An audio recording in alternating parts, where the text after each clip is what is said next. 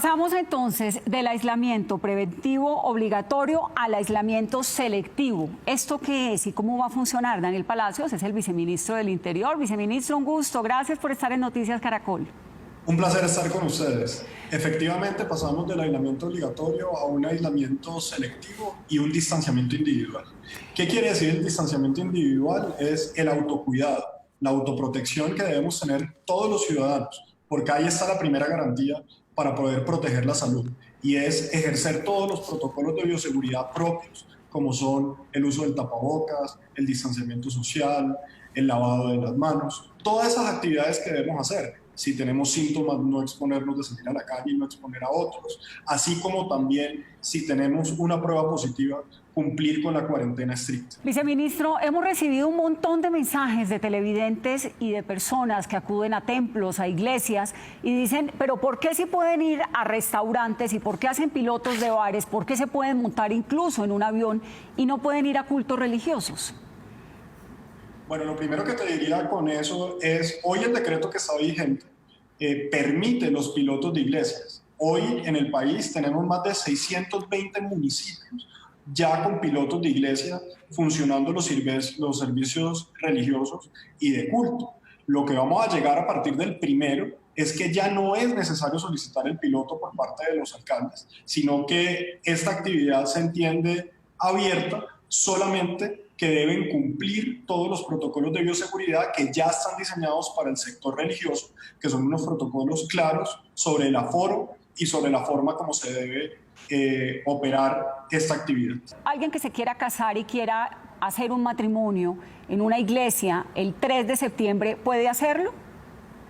Claro que lo puede hacer. Lo único que tendrá es que cumplir con el protocolo de bioseguridad que ya está establecido para ese sector, cumpliendo los requisitos de aforo y de bioseguridad que debe cumplir esa iglesia. Ahora bien, en los únicos lugares donde puede haber unos cerramientos adicionales son en los municipios de alta afectación, que un alcalde solicite la prohibición de algo que ya queda abierto. Para que me entiendas mejor, todo queda abierto excepto lo que está prohibido. Ahora, el tema, por ejemplo, del transporte intermunicipal.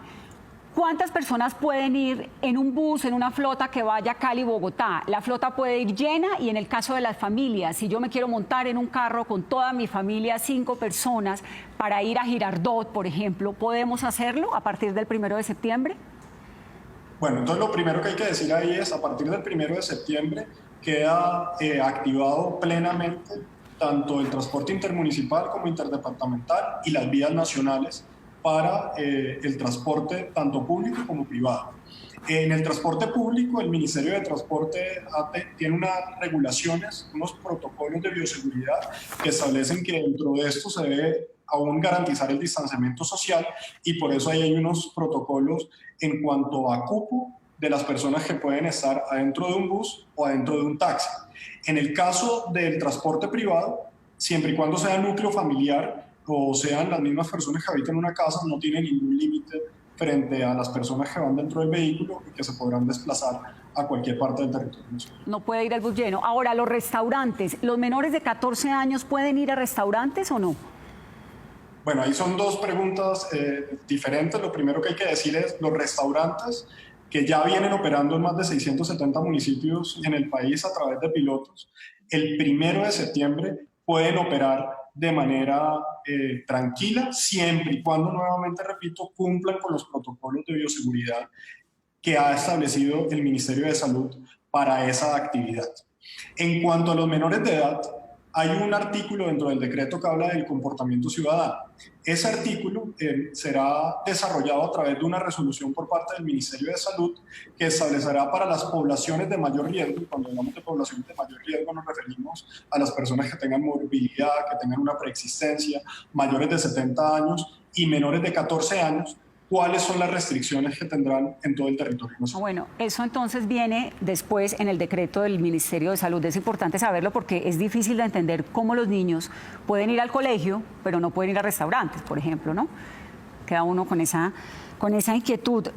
Viceministro, ¿esto es una prueba por un mes? Todos los decretos que ha venido emitiendo el gobierno nacional en materia de atención de la pandemia del COVID-19 vienen con unos lineamientos claros por parte de un comité de expertos del Ministerio de Salud. Quiere decir, aquí esto no lo sacamos de los cabellos. Esto viene todo de un proceso de análisis científico que se hace dentro del Ministerio de Salud con estos expertos que dan las recomendaciones. Como se dan esas recomendaciones, tenemos periodos en donde esos periodos, como hemos venido teniendo diferentes decretos desde que inició la pandemia al día de hoy, hemos tenido una apertura gradual, al comienzo unos decretos mucho más estrictos, después hemos ido incorporando sectores hasta llegar a este punto del 1 de septiembre, que ya es una apertura mucho más grande. Claro, ahí hay una evaluación y probablemente para octubre, Dios mediante y esperando que el comportamiento epidemiológico se siga manteniendo en la tendencia que va, pues obviamente octubre podrá tener mayores aperturas y así llegar hasta un punto en donde regresemos a una normalidad que puede durar mucho tiempo, pero que siempre tendrá una condición de preservar la vida y la salud de los colombianos. Muchas gracias, señor viceministro, y ojalá funcione este nuevo plan. Gracias. No, gracias a ustedes.